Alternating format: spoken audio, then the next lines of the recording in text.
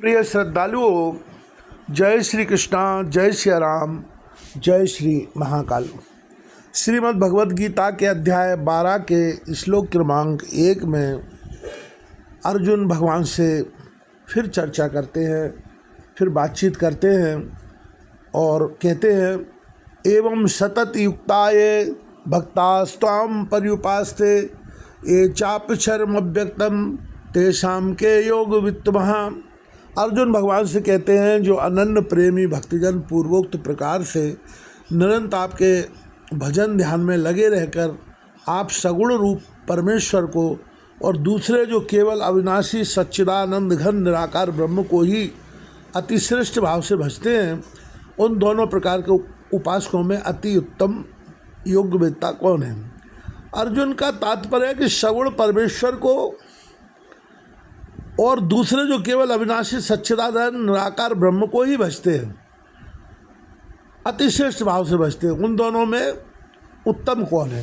यानी तात्पर्य ये हुआ है कि जो सगुण परमात्मा की उपासना करने वाले हैं, सगुण भगवान की उपासना करने वाले हैं, और एक जो निर्गुण निराकार की उपासना करने वाले हैं, उनमें से श्रेष्ठ कौन है, ये प्रश्न अर्जुन द्वारा भगवान से किया गया है।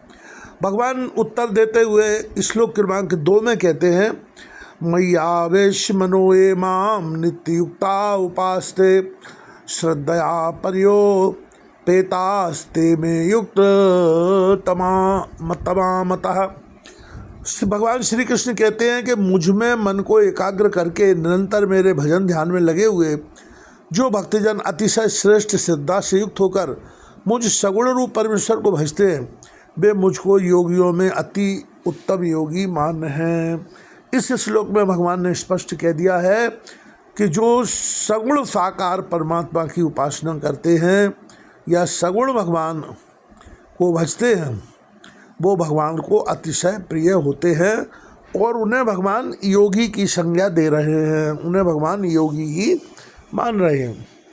आगे भगवान श्लोक क्रमांक 3-4 में कहते हैं, ये त्वं क्षरमनिर्देश मव्यक्तं पर्युपास्ते सर्वत्रगम चिन्त्यं च कूटस्थमचलं ध्रुवं शन्येन्द्रिय ग्रामं सर्वत्र संबुद्धया ते प्राप्नुवन्ति मामेव सर्वभूत ते रता। फिर भगवान आगे कहते हैं कि जो पुरुष इंद्रियों के समुदाय को भली प्रकार बस में करके मन बुद्धि से परे सर्वव्यापी अकथनीय स्वरूप और सदा एक रस रहने वाले नित्य अचल निराकार अविनाशी सच्चिदानंद घन ब्रह्म को निरंतर एक ही भाव से ध्यान करते हुए भजते हैं, वे संपूर्ण भूतों के हित में रत और सब में समान भाव वाले योगी मुझको ही प्राप्त होते हैं। अब भगवान इन श्लोकों में कहते हैं कि जो निराकार को भी भजते हैं, अचल निराकार अविनाशी भगवान को भजते हैं, वे भी मुझको ही प्राप्त होते हैं और उनको भी भगवान ने योगी की संज्ञा दे दी। इसका तात्पर्य हुआ कि भगवान को दोनों मार्ग ही प्रिय हैं, चाहे भगवान की सगुण साकार उपासना की जाए और चाहे भगवान को निर्गुण निराकार मान के उनका ध्यान किया जाए। दोनों ही प्रकार का उपाय करने वाले जीवात्माओं का कल्याण होगा, यह स्पष्ट भगवान गीता में दे रहे हैं। भगवान आगे कहते हैं श्लोक क्रमांक 5 में, किलोशोधिक तरस्तैषा मव्यक्ता शक्त चेतसाम अव्यक्ता ही गतिर्दुखम देह बदवीरवाप्यते।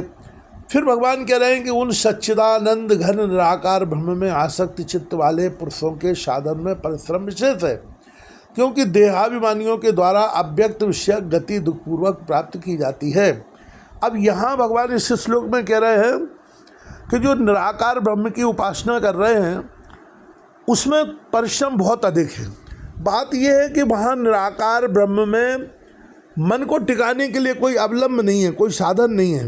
मन किस पर टिकाया जाए भाई, जब भगवान का कोई आकार ही नहीं है, तो आकार नहीं है तो मन को कहाँ टिकाएंगे हम, कैसे टिकाएंगे, बड़ा कठिन काम है। तो इसलिए भगवान ने वो कठिनाई भी बता दी।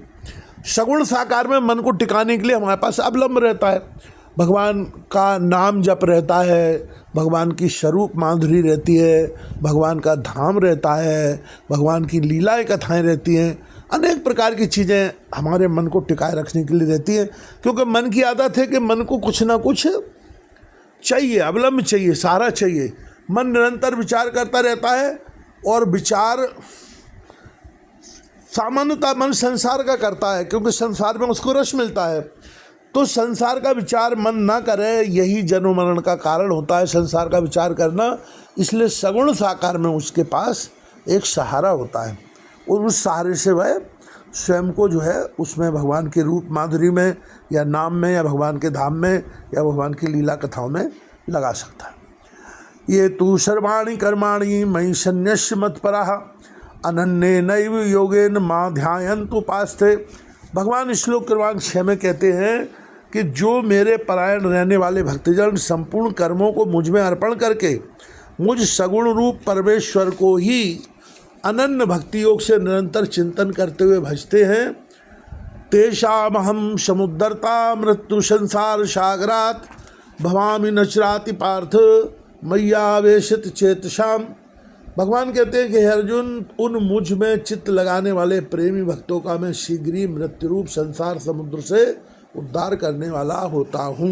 यहाँ भगवान ने स्पष्ट कह दिया कि भगवान ऐसे भक्तों का जो सगुण साकार रूप से भक्ति योग के माध्यम से भगवान का निरंतर चिंतन करते हैं, भगवान उनको भवसागर से पार लगा देते हैं और उनका जन्म मरण का जो चक्र है वो समाप्त हो जाता है।